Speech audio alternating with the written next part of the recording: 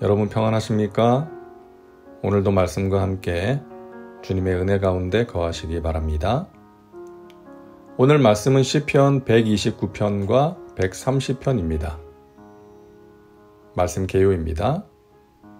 129편은 과거 이스라엘이 대적들로부터 많은 고난을 당했지만 하나님의 보호하심으로 결국 승리를 거두게 되었음을 노래하고 있고, 130편은 고통 중에서 하나님의 구원을 갈망하며 기다리는 시인의 마음과 회복에 대한 확신을 노래하고 있습니다.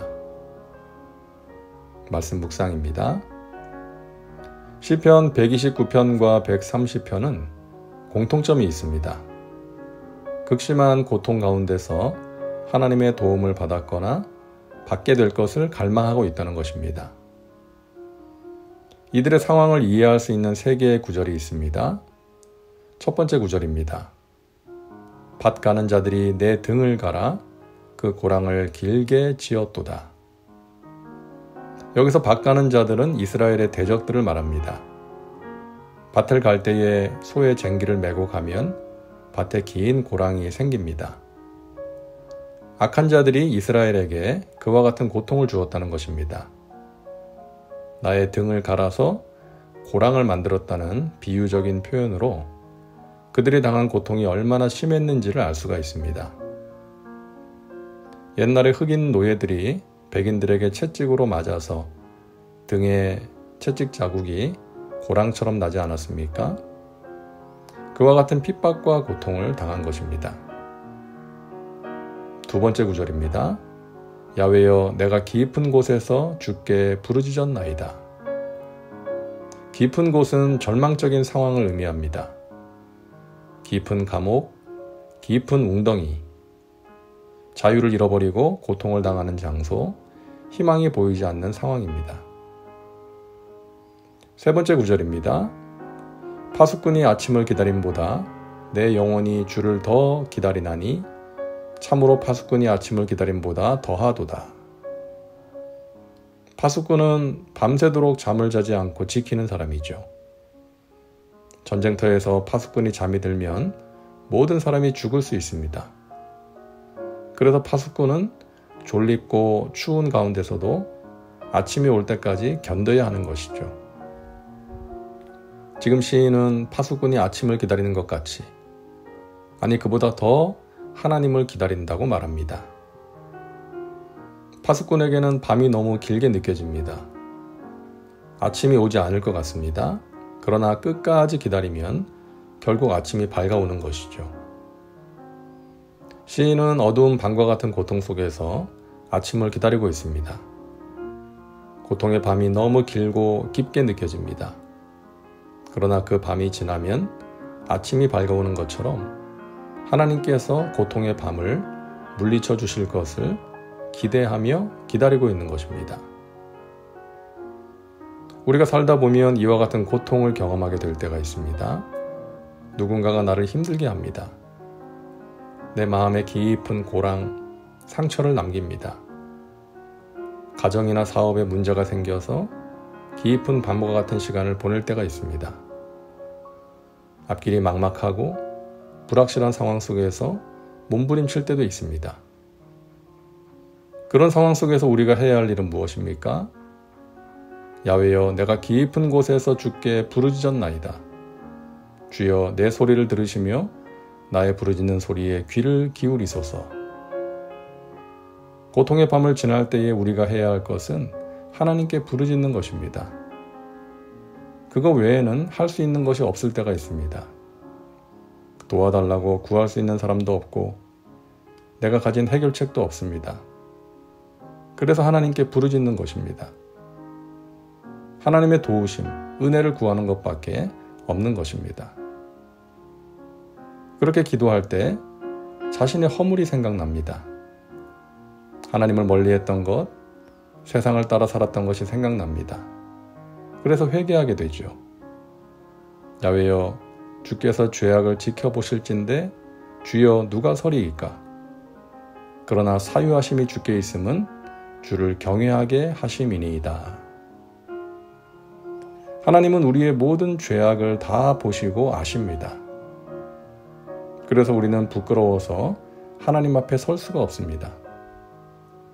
하지만 세상에 죄 짓지 않은 사람이 누가 있겠어요? 우리 모두는 죄인입니다. 우리에게 허물이 있음에도 하나님께 나아가 기도할 수 있는 것은 사유하심이 주께 있기 때문입니다. 이 말은 하나님께 죄 용서하시는 권세가 있다는 말입니다. 우리가 잘못을 깨닫고 회개하면 하나님께서는 지체하지 않으시고 용서해 주신다는 것이죠. 고통의 밤을 지날 때에 그와 같은 은혜를 경험해야 합니다. 그리고 하나님께서 반드시 나를 도와주신다는 믿음으로 인내해야 합니다. 나 곧 내 영혼은 야훼를 기다리며 나는 주의 말씀을 바라는도다. 기다리는 것은 정말 힘듭니다. 파수꾼이 잠과 추위와 외로움과 싸우면서 아침을 기다리는 것처럼 힘듭니다. 우리는 빠른 것을 좋아합니다. 기도 응답도 빨리, 문제 해결도 빨리, 신앙의 성장이나 교회의 성장도 빨리 되기를 원합니다. 그러나 그렇게 될 때도 있지만 그렇지 못할 때가 더 많습니다. 그래서 기다려야 합니다. 기도하고 기대하며 기다려야 합니다.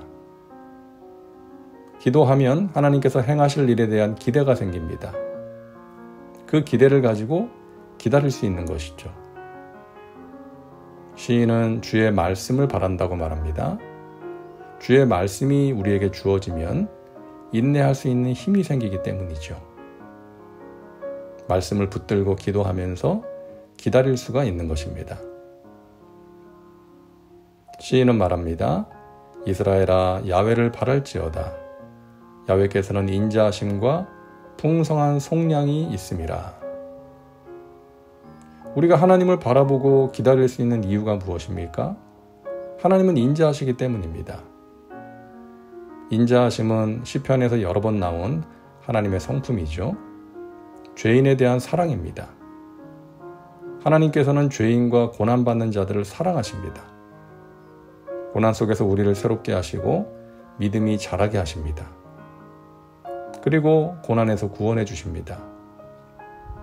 그래서 우리는 하나님을 바라보고 의지할 수 있는 것이죠. 그리고 하나님께는 풍성한 속량이 있습니다. 이 속량은 죄인을 빼내기 위해서, 사면받기 위해서 지불하는 돈입니다. 하나님께서는 우리를 위해서 독생자를 죽음의 자리에 내어주셨습니다. 그 독생자의 피로 우리가 죄사함을 받은 것이죠. 놀랍고 풍성한 속량입니다. 고통의 밤을 지나고 있는 분들 계실 겁니다. 정도의 차이가 있을 뿐 누구에게나 고통의 문제가 있습니다. 여러분, 하나님께 믿음을 구하십시오. 그분의 인자하심과 풍성한 속량을 기억하며 기도하십시오. 그리고 기다리시기 바랍니다. 힘들어도 그렇게 할 때 하나님과의 관계가 더욱더 굳건해지고 풍성해질 것입니다. 그 관계의 힘으로 어려움을 이겨낼 수 있을 것입니다. 말씀 적용입니다. 오늘 말씀을 통해 당신에게 주시는 메시지는 무엇입니까?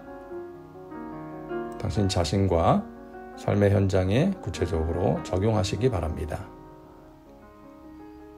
이제 기도합니다. 사랑과 은혜가 풍성하신 하나님, 오늘도 말씀과 함께 살게 하시니 감사합니다. 우리를 힘들게 하는 고통의 문제 속에서 하나님을 바라봅니다. 우리의 영혼이 하나님을 기다리며 하나님의 말씀을 바라봅니다.